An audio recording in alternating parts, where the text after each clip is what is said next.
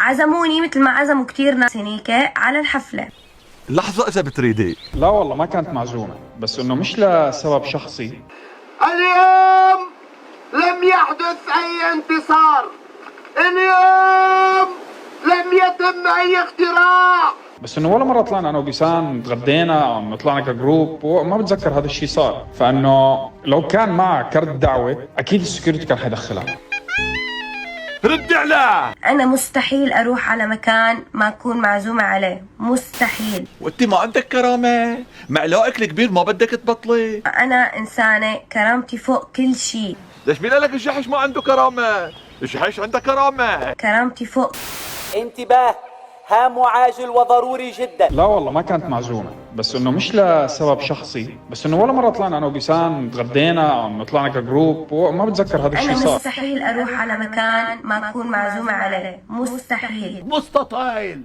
ولو كانت حابة تدخل وبدون ما يصير هالقصة وتكبر، كان فيها تتصل لي أو تتصل لسارة أو تتصل لأي حدا من قرايبي أو لأصحابي وتقول لهم إنه ما عم بيدخلوني على الباب لأن ما معي كرت الدعوة. ايش وهي جايه من غير بلد ولا بدها جواز سفر وفيزا تفوت على الضيعه؟ بصراحة معك حق. وبعدين شافت سارة هي وأبوها نازلوا وسلموا مع بعض، ليش ما قالت لها لسارة؟ ومشان موضوع سارة إني أنا شفتها فعليا، بس أنا ما كنت حابة أجيب هالسيرة مشان ما أذيها.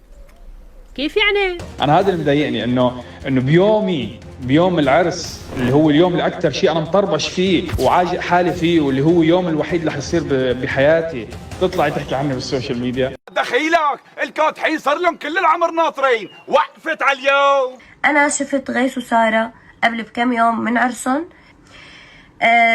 عزموني مثل ما عزموا كتير ناس هنيك على الحفلة. يعني من قصتك في واحد كذاب. تعي اتصلي لي قولي لي أنا عتباني عليك، أنت ما دخلتني على الحفلة، أنا بقول لك من عيوني تفضلي. من عين اليمين قبل عين الشمال. هات لنشوف اللي بيمين بتشك، لا تقول لي ما بتشك بحدا اليوم. هي سلمت على الأشخاص اللي معي وأنا عملت حالة مو شايفتني تماما. صرت ناديلها سارة سارة، طلعت فيني بهالطريقة بالضبط. أنا أولت امبارح سلمت عليه بجفاصة هيك وبنفسية. أنا هون عرفت وفهمت إنه أنا مش مرحب فيني بهالحفلة. شو يعني عازمينك على منسف معرم وعم يستنوك تمنك تيجي وتقفر سمني وتكثر ولا عازمينك على حفلة لسميرة توفيق هي العزيمة كلها على بسقة؟ بيقولوا لي إنه سارة بالذات هي اللي ما بدها إياكي تدخلي على الحفلة.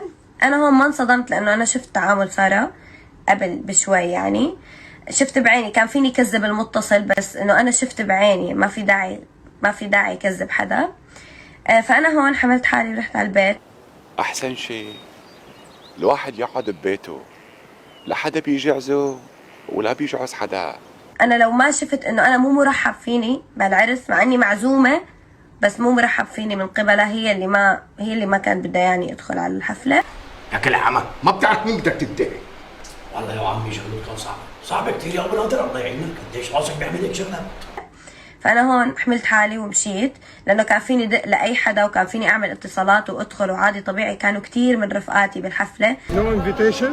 No entry. بس أنا ما عملت هيك لأنه أنا كرامتي أغلى شيء عندي. أنا قدام كرامتي فيش مناصب يا زلمة، اللي بده يقرب صوب كرامتي ملوش رتبة عندي.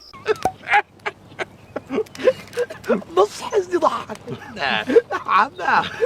عمى صحة.